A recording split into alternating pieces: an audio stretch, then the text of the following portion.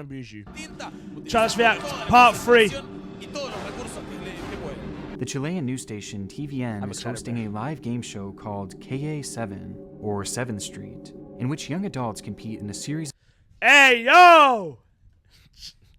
of challenges to avoid being eliminated, with the winner going on to eventually earn a cash prize.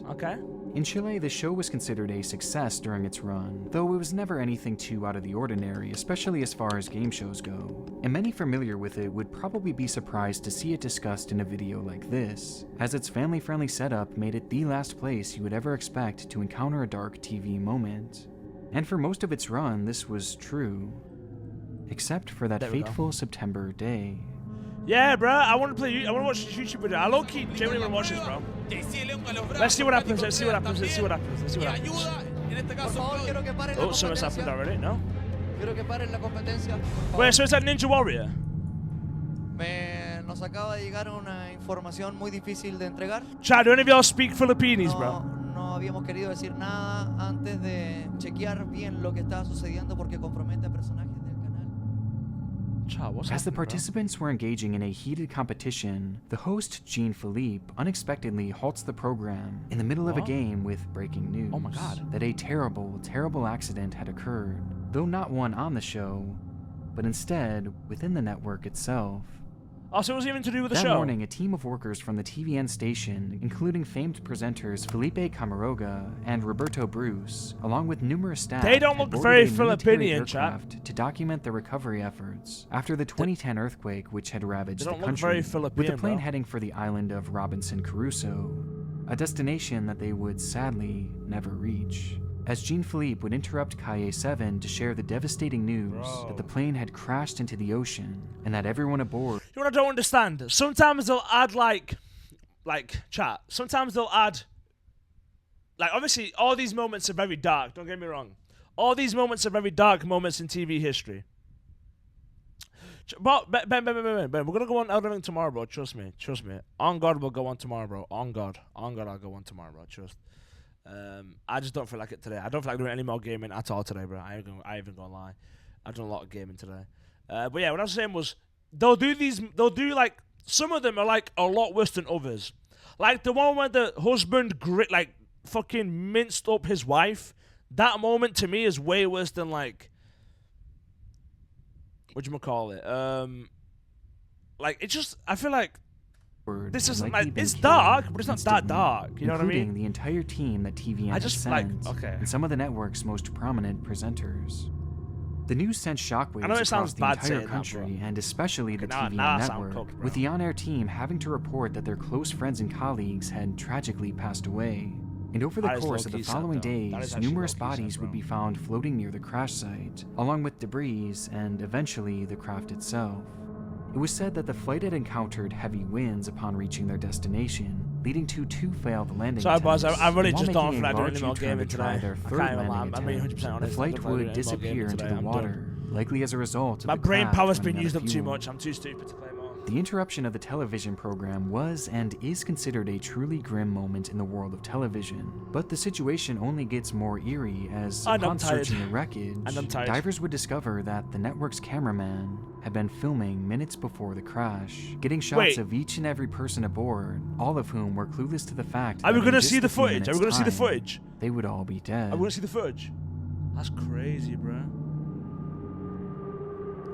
Imagine we get to see the footage, bro. Oh my God, we actually see the footage.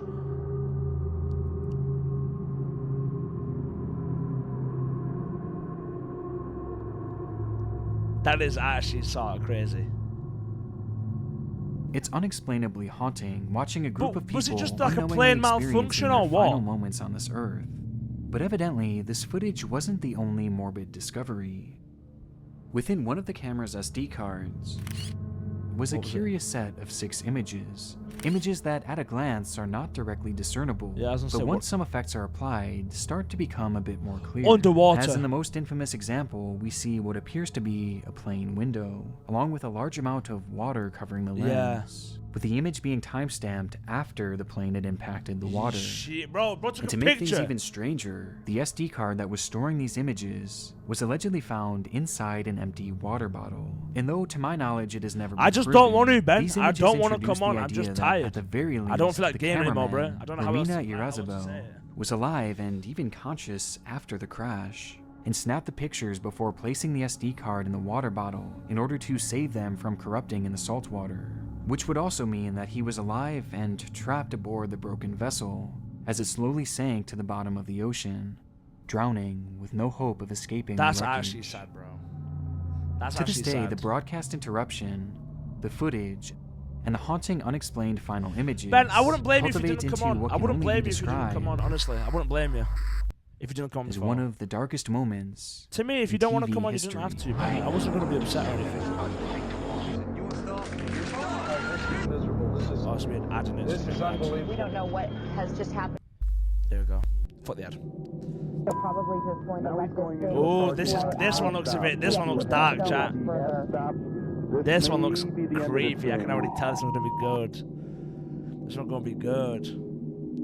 Okay, I'll come on after this video. That is no more than 300 to 200 feet. Pause. But only for like half an hour. Then that's half an hour. I'm not lying. There's something inherently captivating about watching. Bro, a I live love police watching chase live or suspect standoff. chases, bro. Perhaps it's the danger I of love it all. watching people get The feeling chased. that Oh, at bro, I any love it, bro. moment, anything can happen, as you sit there watching it all unfold with no way of knowing how it'll end. Now, some of these turn out to have comedic finales, going on to gain notoriety for just how outrageous they Too are. late now. This is like a comfortable stroll that this guy's just taken through the neighborhood. Somebody, making the decision said, just let this guy go. Bro While really did the others fucking Assassin's conclude in Creed where he complete like, disaster. where he wow, just missing those cars into that power line there. Is that H2O Delirious? Chat, tell me that doesn't sound like H2O Delirious, bro, from like Vanos Crew. Listen. Luckily, not a lot of people see just wow, just missing those cars into that. Damn, that sounds exactly like him. That is quite the ending to this pursuit. And throughout the history of televised police chases and police standoffs, how do they have certain such moments good have left cameras on you a either helicopter, shocked bro? and traumatized by their abruptly disturbing endings. With one of the most recognized examples coming from all the way back in 1998, in the 1998, world's that's the capital longest for time this ago, type bro. of content. This is Today in LA, first edition, with Carla Arago. It happened on April 30th Shit, at approximately she 3 hot. p.m. when residents in LA had their evening programming interrupted by breaking news. A standoff of sorts had been developing on the Harbor Freeway, one in Damn, which there's numerous no stations, cars. even those showing children's cartoons, would cut to. And glued to their screens, adults and children alike would watch as 40-year-old Daniel V. Jones would exit his vehicle and display a homemade banner that read, "HMOs are in it for the money. Live free, love safe, or die." What's Which was neatly HMO? placed on the ground as if he knew helicopters would be arriving to capture this unfolding dilemma. Daniel had been sick with cancer for some time and had just What's recently been HMOs? diagnosed with HIV, something that he only blamed cancer for HIV, some what? time and had just recently been diagnosed with HIV, Shit. something that he only blamed himself for. Yeah. However, these illnesses led to a growing disdain for HMOs, or health maintenance organizations, and he Oh, would it's like express his doctors and displeasure shit, for doctors them and in shit. a phone Okay, call to okay. 911 at the You're not very wrong, though. You're not beginning of wrong. the incident.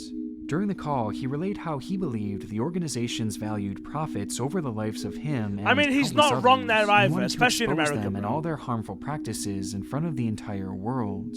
And now, he had his audience. So, with the whole world watching, Daniel entered his truck with his dog Gladys, lit a Molotov cocktail, and ignited a fire inside the vehicle, No. all while the broadcast stayed riveting on him. Hey, no. The scene was absolutely brutal. Hey, no way, bro It killed got himself. even worse as he eventually exited the car, Okay. still on fire and now badly burned. And despite knowing that Daniel clearly had the intention of ending his life, the cameras just kept on rolling. But see, he'd and they burned. He was continued to on roll fire. even as he brandished a shotgun and followed through on his ultimate desire. And they showed as this his on life TV came to a gruesome to end. kids. All the while, thousands of children at home who were just trying to see their favorite cartoons watched on. The incident became a That's PR fucked. nightmare for the multiple stations that were live on the scene. Why would they and show it to seriously kids, called like- into question the morality of broadcasting incidents of this nature. but it seems that the ratings they received were just too good to ever stray away from the practice. In fact, if anything, this incident probably boosted their intrigue, as it was the ultimate example that kids anything is could happen crazy on though. live Like to TV. kids is next level. And yes, despite the tragic result and its human toll, this incident ultimately gave rise to even more broadcasts of this nature that are still to this day a commonplace, with one in particular leaving a lasting impact on myself for nearly a decade now. Bro. It started the same as any other live police chase, with multiple stations interrupting their broadcast with that classic flashing breaking news text. I hate it was this the 27th of July, 2007 in Phoenix, Arizona, where we're thrust into the action of a high-speed chase occurring we'll get them next time. According to the broadcast, this white pickup truck had crashed into a police cruiser upon being pulled over and took off for unknown reasons, prompting not only a hefty response by local police, don't use your chat. Stop using your channel points, your pookie points. I'm trying to listen, bro. But local news stations as well. Can't hear them. As after only a few minutes, news helicopters were already in the sky, streaming the whole situation. See, out this to the quality world. is actually At ass, some point bro. in this chase, police were able to use a spike strip and seemingly shred all the tires from the man's truck, prompting him to slow down drastically and eventually bring his car to a complete Did they say stop. what year this was or not? And it looks like they're probably just going to let this thing play out. What's that in the back? Chat, what's that? What is this, bro? This may be the end of this thing. This led to the cameras in the sky scrambling to get that perfect shot, as the dramatic finale of this chase was growing ever so close. Ooh. Though no one could have imagined the tragic end that this was all headed for. Ooh. I like. So he's taking off running. Okay, now it's a foot chase. Okay, now he's jumped into another vehicle. Okay. All right, they're closing in. Looks like they've... Oh, jeez. We're gonna pull out. Holy fuck. We don't know what has just happened right there. It looks like the police have closed in on him. A bomb went off. What do you mean? What exactly has transpired between the police? A bomb went off. What do you mean what happened? As the camera is fixed in on the action, we see a brief moment of static before the broadcast cuts back to the studio, followed by a hurried commercial break as confusion seems to fill the set, leaving the audience baffled at how they could pull away from the footage at such a tense, important moment, causing many to change the channel in a hurry to see just how this thing would end, which is where many would be faced with the reality of what exactly they had just witnessed. It fucking blew up, didn't it, chat? Fuck. He commandeered another car. Wait. I got a problem here. Okay. I got an accident. Go north. I got a helicopter down. Oh, no. Connie is telling us she has a helicopter down. Oh, no, Connie. This is unbelievable. Wait, the hell... Wait, was that... Soon to find out. Oh, this is miserable. This is... Oh, wait, this the helicopter... is unbelievable. Connie, can you tell us... Was it the helicopter that malfunctioned or, like, did the car blow up? At this moment, while KNVX TV's helicopter, piloted by Craig Smith, along with cameraman Rick Krolak, was capturing the action, a separate helicopter piloted by Scott Bowerbank and cameraman Jim Cox from the KTVK station had been unknowingly heading directly towards them, and with all four men blinded by their obligation to capture this chase in real time, this is why people are the stupid! two aircrafts would unexpectedly collide, leading to the free fall of both helicopters and the deaths of all four aboard. Nah, bro, that's dumb. The footage was captured by both parties involved and shown live to who knows how many people, with both providing equally chilling moments, like in the original KNVX TV broadcast, where you can hear the faint yelling of one of the men on board. Well,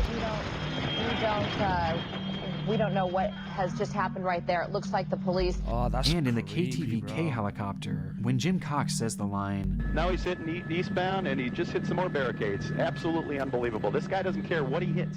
when in reality, the very craft he was in was mere moments away from barreling straight into the other news chopper. Bro, the why don't entire they just scene use is one certainly one of the helicopter and darkest stream it police to all the chases ever different... recorded. And to me, what makes it all the more gut-wrenching is seeing the other news stations swarm to cover the crash, with many of those people forced to cover the incident being acquaintances and even good friends with the why people don't they they just had use one watched helicopter? perish, Or just like leading two? to some genuinely heartbreaking reactions. Holy crap! Oh no! Oh Jesus! Oh God! Oh my gosh! Bro. Hey, oh my God! Channel 15 and Channel 3 just had a mid-air collision. Just watch that whole thing. Yeah, I'm good. bro, there was no way they were surviving that, chat. No way they were surviving that, bro. Ain't no way they were surviving that. I think it was Scott. Nah, that's cooked. Literally, no pun intended. Okay, this guy's probably gonna be fucking creepy as well, bro. Please leave my When it's like family alone. personal ones, not like a helicopter crash, you know, like when it's like personal stuff, bro. When it's like one. Nearly 18 one years ago individual. now, a strange phenomenon hit British tabloids as the Oh, papers Britain? began to report on a seemingly mundane man named Mick Philpott. As far as I never could heard of tell, this. he never seemed to go out of his way to acquire this fame, but rather the lifestyle he lived I never caused heard it this. to occur organically, and for all the wrong reasons. What The happened? then nearly 50-year-old man had recently 50? become a father of 15, with the children Huh? split up between 5 different women, 2 of which he took turns living with in a sort of love 15 triangle kids? situation. And if the living arrangements and the sheer Bro. number of kids wasn't intriguing enough, I'm trying to be like you. I'm trying to be you, bro. 15 kids. he further gained infamy thanks in large part due to his attitude on working, as he refused to get a job and instead would allegedly scheme his way into mind. getting exponential amounts of government benefits. Fuck that. And he I've did dropped so that. all the while his pregnant wife and his pregnant girlfriend carried out full-time jobs. Yeah, It's easy fuck to that, find bro. their living arrangements strange and maybe even a bit comical, but behind it all was actually a very legitimate dark side, as Mick had a habit of finding young vulnerable girls to essentially groom and impregnate. His now wife Mareed was just 18 years old at the time they began dating, and she was one of the older ones, as when he was 37, he struck up a relationship with a 14-year-old girl. Everything I said about trying to be like him, I take it back. Everything I said about trying to be like this man, I take it back, bro. I take it back. Who eventually ran away with him at the age of 16. And this dark side of his gets worse when it's revealed that he weird, was bro. also a notorious domestic abuser, slapping and violently beating his past partners on numerous occasions, The thing is- including one instance when he Bro, stabbed yeah, his minor, ex-girlfriend minor. 12 times, In the UK, before that's a then minor. turning the knife on her mother, who attempted to step in and help. His reason for doing this? Well, he didn't like that she spent so much time watching over a baby she was caring for. Huh? Thankfully, despite the traumatic injuries, the mother and daughter would survive the attack and go on to live normal lives. And because of this assault, Mick would receive the staggering prison sentence of 7 years. Only By 7 the years 80s, for he was a free man, stabbing continuing his someone. nefarious activities all the while. For lack of a better word, Mick was a menace, who somehow was Literally not a only menace, free bro. man after all the crimes he committed, but was also having his entire life funded by the very government that should have locked him away for so much longer. And with his name now in the press, mainly for his number of children, he would use his platform to complain that the real benefits he shameless family. received weren't enough, and that he wanted even more. This caused an fuck even him, bigger child. stir in the tabloids, Fuck and it him, was only bro. a matter of time before someone called him up to appear on TV. Jeremy with Mick and his two Kyle. lovers eventually being invited onto the Jeremy Kyle show, where Mick's temper would be put on full display. You had a go at me. I said your kids, when they came here today, were well behaved and well mannered and well groomed. No newspapers said that, so you should be apologising to me because I hadn't even started on you. Listen, you want to start? You start! You start! Tupac can! Tupac can! Bro, I fucking hate people like that, bro. Get him back in jail. Eventually, Mick would settle down, and his wife Mareed and girlfriend Lisa Willis were brought out to discuss their relationship further, to which the two surprisingly seemed very content, not they were backing probably down from their stance afraid. that there was nothing wrong with their feelings towards Mick. Do you not get slightly peeved that she is Mrs. Mick and you're Mistress Mick? I'm being serious. Now, Jeremy Kyle spitting facts. Ending the program off on a surprising Spitting note for facts. the host, who likely expected some sort of reaction from the pair, even getting frustrated to the point where he would lambast the girls for their laissez-faire attitude. Where is your dignity? You're 22. Don't you want a bloke to yourself? He just said I agree with you. When you grew up, Watch out, did you nobody's think you were getting going to shot, share your bro. bloke with another woman? I didn't actually know. But 2 mums is better for all the kids. Or confusing? No. Nah, that's how I As feel. the show came to Shit's an end, crazy, so bro. too did Mick's 15 minutes of fame, as the papers slowly began to find their next target, and the world continued on with Mick, his 15 kids, and multiple lovers out of mind. Yeah, fuck Until him, the year Jack. 2012, Oh, when his 5 name years would later. pop up once again 5 years for a later. much different reason. No, he's killed someone.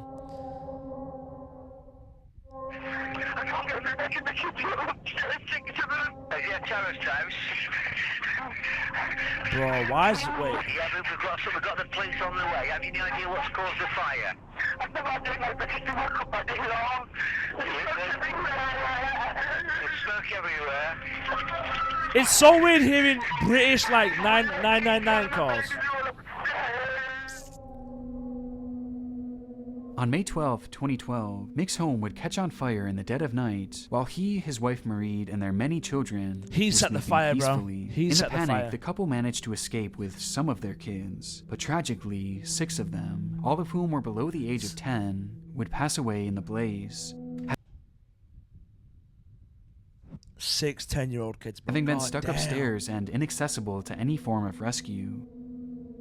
By the 16th of May, the story had reached far and wide of the tragedy that unfolded, with Mick and Marie garnering widespread community support. 6 kids, Locals in the area would even band together and raise the money for the children's funeral, prompting the emotional pair to give a heartfelt thank you through the media. I've actually been down to our home, and what we saw, we just cannot believe it. Nah, he's a shit fake crier. Like Fuck him! It's just too overwhelming.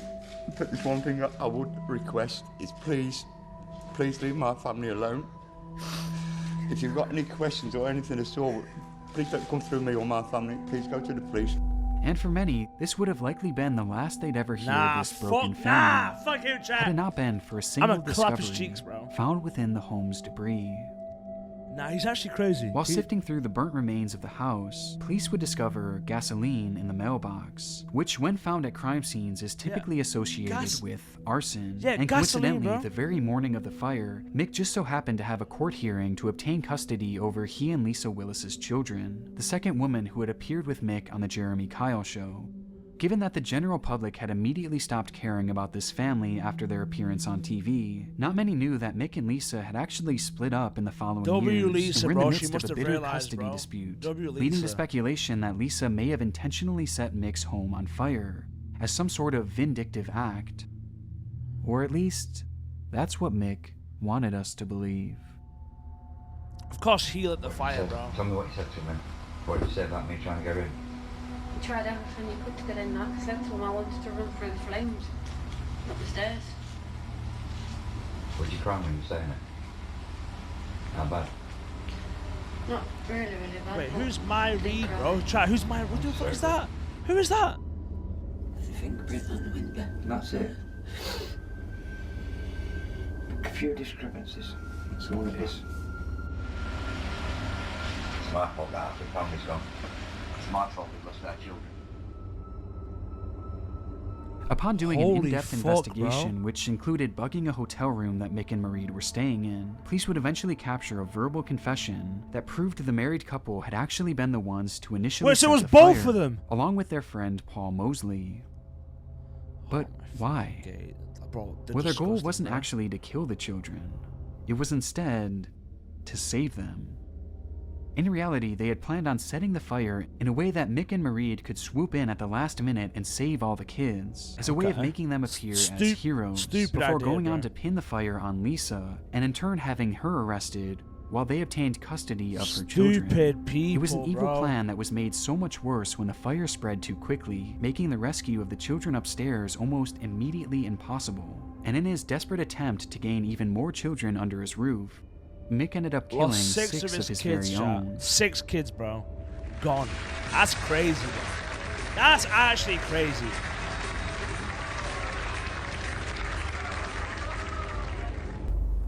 It's particularly chilling watching the 3 of these people sitting in unison on that fateful program, none of whom knowing just how bitter this was things 5 would years turn, before it and how happened, 2 so of this is them would crazy. eventually become murderers, all in an attempt to frame the other.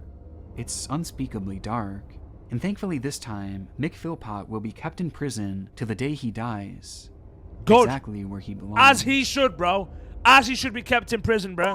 There are a lot of accusations and allegations about what's happening. I'm gonna do something that is unthinkable. What is this villain, demon, bro? Demon our voice. This case is by far the most requested topic that I have ever received on this channel, as it seems to strike a chord with so many who watched the situation unfold live. It all started on the evening of June 25th, 2007, the night in which the WWE had been preparing to air a live 3-hour program known as Raw. The event was set to feature their usual star-studded list of wrestlers going head-to-head in Corpus Christi, Texas. Though the morning of, out of the group of those star wrestlers, one man was missing, Chris Benoit. According to fellow wrestler Chavo Guerrero, he had received a voicemail from Benoit 2 days prior, where he was told that Benoit's wife Nancy and son Daniel had come down with food poisoning, before telling another co-worker the following day that Nancy was so sick that she had been vomiting blood. Guerrero would go on to state that the following morning he received vague texts from Benoit, with some simply stating his address and another giving directions to where the dogs were being kept, and how the side door to the house was left unlocked. Texts that were sent around 3 a.m. and ignored by Guerrero, as he knew he would be seeing Benoit in just a few hours, given that he was going to be picking him up at the airport in preparation for the show. That's a big-ass house. Though he would never hear from Benoit again. Did it about chat? I bet he killed, bro. I bet he killed his family, bro. Good evening. In reality, WWE superstar Chris Benoit, his wife Nancy, and their son Daniel are dead. Shit. With the program growing nearer on the 25th, news would be relayed to the WWE that Chris Benoit, along with Nancy and Daniel, had been found dead within their home. Dead, bro. The news came as a shock to the entirely scheduled Raw event. The decision was made to cancel the matches and instead showcase a tribute to the famed wrestler who so suddenly lost his life. And so on the evening of June 25th, 2007, the WWE would reflect on some of Chris Benoit's best moments in the circuit, along with their biggest stars giving personal accounts of just how much Benoit meant to them. With it all happening live and in real time, the very night that Chris was found dead. Did he kill his family then, I'm guessing? Yeah. Throughout the program, wrestlers like Stone Cold Steve Austin, John Cena, and CM Punk, who was originally scheduled to fight Benoit that night, shared heartfelt memories of just how good a man Chris Benoit truly was. Back in the day, CM Punk was goated, work ethic, and the love he had for his family. There was respect. It meant everything to him. Respect for this business, respect for the fans, respect for the wrestlers, respect for his family, respect for himself. And for a moment, this all seemed to be exactly what the wrestling world needed, to bring everyone together in remembrance. I think he killed his family. A shift seemed to occur following an interview given by William Regal, whose comments towards Benoit felt far more reserved than the others before him, who poured their hearts out over their fallen friend. At a later date, I'll be quite happy to sit here and tell you all the things about Chris Benoit that I'd like to tell you. But now all I'm willing to say is that Chris Benoit was undoubtedly the hardest working man in professional wrestling. According to some watching the program, the interview did feel a bit out of place, and apparently slightly threw off the vibe of the remaining show, as things felt far more stiff and reserved than at its opening. And there was good reason for this. That was a very different vibe. When Regal was preparing to do this live interview, he was allegedly approached by fellow wrestler John Layfield, who pulled him aside and asked, "You think he had anything to do with it?" Initially, the thought had never even crossed his mind. In fact, he had a heartfelt message fully prepared to read in the moments leading to his interview. But something about that question made him pause, leading to his subsequent words being rather short and cautious, as the hesitation led to the creeping thought of, what if he had something to do with it? Oh my god! A thought that very few at the time had even considered. Yeah, no one else probably thought that. Which, looking back, seems so surreal. As for those familiar with the case, you know exactly where this is headed.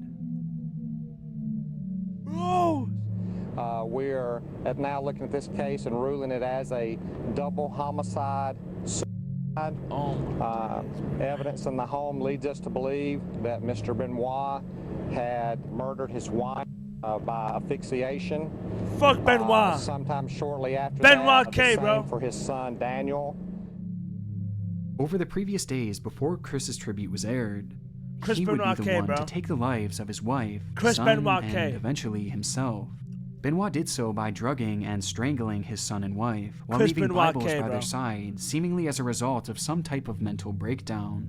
To this day, an exact motive is still not fully understood, but it likely had to do with a combination of multiple factors, with the most glaring being the head trauma that Benoit had suffered as a result of his profession. As following his death, Benoit's brain was studied by a neurologist who would go on to state that Benoit's brain was so severely damaged, it resembled the brain of an 85-year-old Alzheimer's patient. His brain was the same as bruh! Change the rules of the profession! Family home by the hands of Chris Benoit makes this whole memorial program for him just seem so much more chilling, as not even 24 hours later, the man that was being so highly praised as a loving family man would be revealed to have been the one behind his own family's Chris murder. Benoit K, bro. And as disturbing as this all is, Chris there's Benoit plenty K. of other chilling moments left behind by Benoit, with perhaps none more eerie than the promo he shot for another Raw event just a few years before his death. What is it? Let me see. My wife and my children will not be watching Raw because I am going to do something that is unthinkable. I will leave you with my anger. Sleep well. Shit. Bro went all out. The value of truth. July 7th, this one seems like 2012. crazy.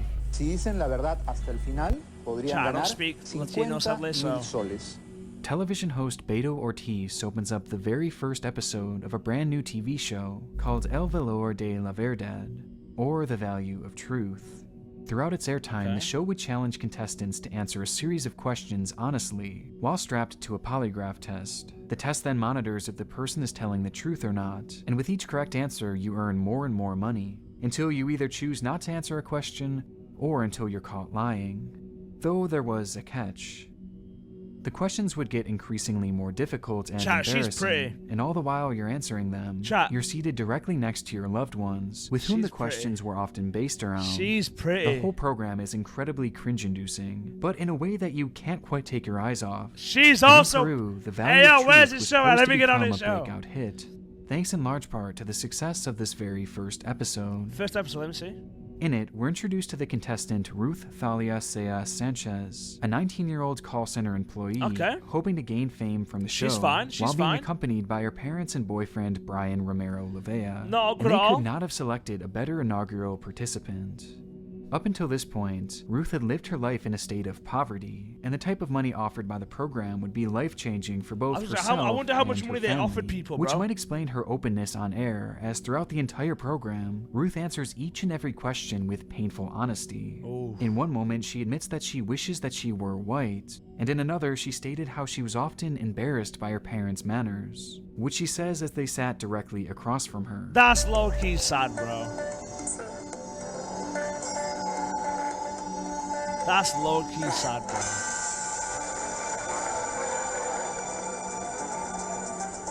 That's low-key sad, bro. Nah, her own mother, bro. Nah. Bro, nah. You can That's feel so the mean. tension as each answer seems feel to well drive a bad for dagger her into mom, her bro. parents' hearts, eventually leaving her mother in tears. I feel well And it bad. only gets more painful from here as she was asked, "Are you with your crush until someone better arrives?" To which she says, yes, with her boyfriend watching on just feet away. Her own boyfriend, bro. Her man's. Nah, try. I'm leaving that show. I'm leaving that show on the spot. I ain't her man's no more. If my girl said on live TV, she's with me only for...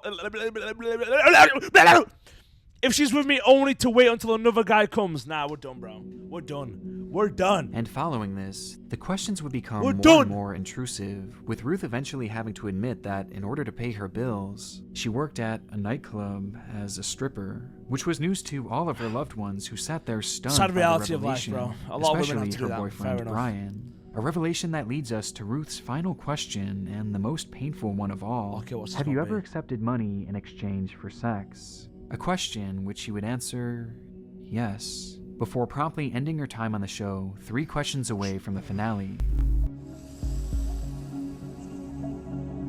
Me retiro. Se retira. Me retiro. Even the guest looks uncomfortable. Even the host looks uncomfortable, bro. The whole ordeal left everyone, including the audience, completely stunned. On one hand, many applauded Ruth for being so honest, and on the other, she was criticized for putting her family and her boyfriend specifically through this embarrassing line of questions. If I was her boyfriend, I ain't even chat. Hey, listen, chat. Don't hate on her. Don't hate on her boyfriend if he stayed with her. But I can't lie, bro. He a little bitch. But don't hate on him. But he a little bitch.